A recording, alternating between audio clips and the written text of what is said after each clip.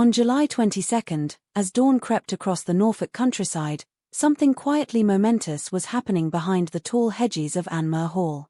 While most of Britain was just stirring, commuters grumbling, tea brewing, radios humming within those ancient walls, Prince George was already wide awake, standing at his window, watching the world turn gold with the promise of his 12th birthday.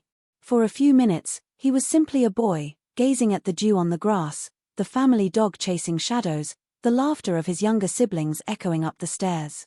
But there was something different in the air this morning, a heaviness, an unspoken expectation that even he, at 12, could feel pressing down like the weight of a crown not yet worn. Kensington Palace, ever strategic, released the official birthday portrait just after sunrise, a move guaranteed to ignite every breakfast table conversation from London to the Outer Hebrides. The image was carefully chosen, of course. George, caught in that mysterious liminal space between childhood and adolescence, arms crossed, leaning against a time-worn fence, the shy smile that hinted at both his mother's warmth and his father's guarded resolve.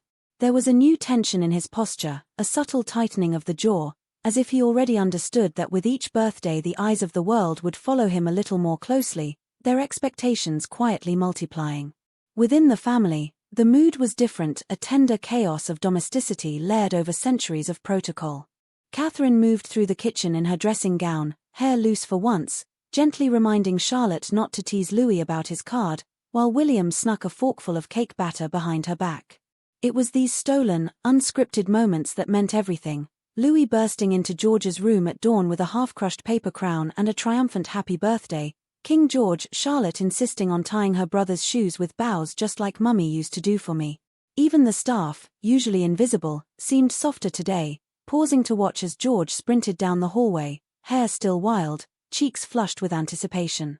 But beneath the laughter, a fragile uncertainty hovered. The past year had been anything but ordinary.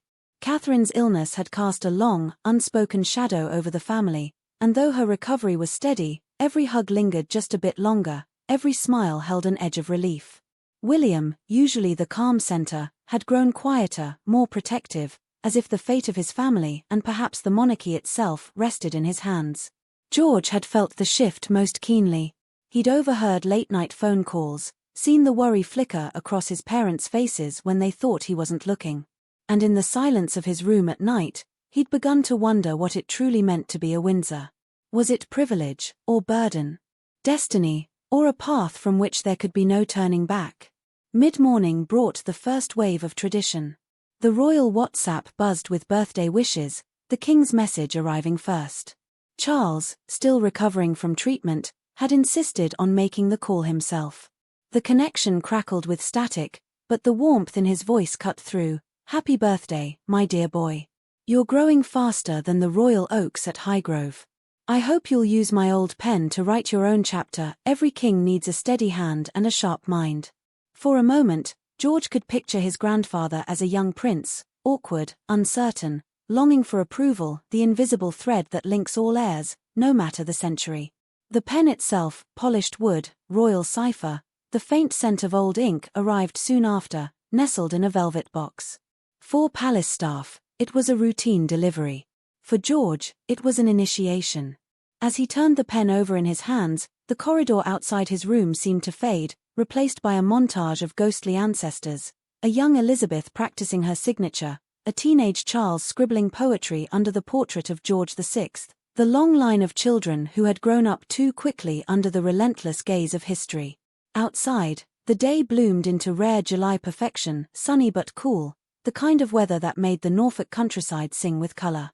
William led the family on a muddy walk through the estate, dogs bounding ahead, Charlotte and Louis fighting over who could spot more rabbits.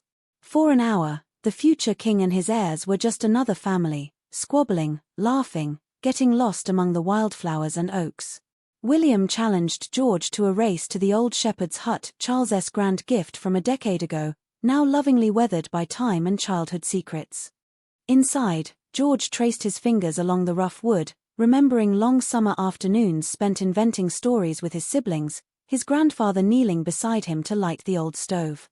Yet every escape from the palace walls was temporary. By afternoon, the real world intruded, news crews set up outside the gates, helicopters traced lazy circles in the sky, Twitter hummed with hashtags and theories. Why does George look so serious? Is he being prepared for more public duties? The scrutiny was relentless, but in the safe cocoon of the gardens, Catherine squeezed George's hand, promising, "Whatever the world says, you are enough. Always."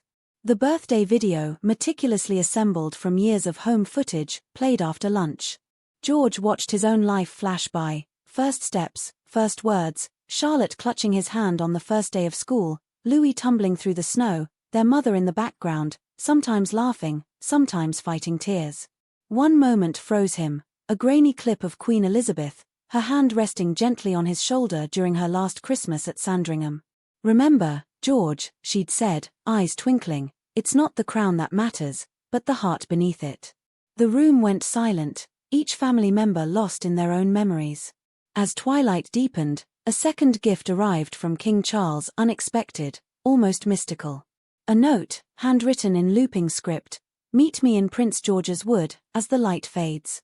The journey to Balmoral was impossible today, but the message was enough to spark a secret ritual. William led George to the small stand of trees his grandfather had planted on the Norfolk estate, their trunks tall and unyielding, roots woven deep. They walked in silence, father and son, until the last gold light slipped behind the horizon. "These trees will outlive us both," William murmured, his voice thick. "But what you choose to do, the kindness, the courage, the love you show, will live even longer." Back inside, the day ended not with speeches or fanfare, but with quiet. George sat at his desk, fountain pen poised, the pages blank as the future. He started a letter, first to his grandfather, then to himself, then to the boy he was and the king he might become. Each word felt heavy, irrevocable, as if he were inscribing not just his hopes, but the hopes of millions. Downstairs, Catherine and William lingered over tea, talking in whispers. "Do you think he's ready?" she asked. William looked towards the ceiling, listening for the scratch of pen on paper. "None of us ever are," he said. "But he has your heart and maybe, just maybe, my stubbornness." They smiled, the moment laced with pride and fear. And so the night closed in, the cameras switched off, the public moved on. Yet in one quiet room in Anmer Hall, a 12-year-old boy wrote his name, again and again, learning what it meant to belong to both a family and a nation.